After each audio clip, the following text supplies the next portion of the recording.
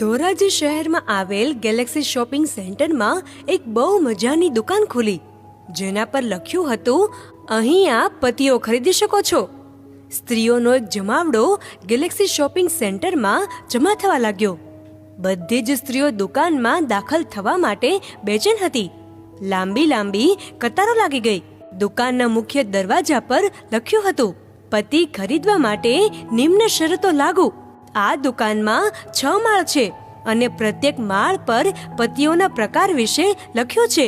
ખરીદદાર સ્ત્રી કોઈ પણ માળ પરથી પોતાનો પતિ પસંદ કરી શકે છે, પરંતુ એકવાર ઉપર ગયા બાદ ફરી નીચે આવી શકાશે નહીં, સિવાય કે બહાર જવા માટે.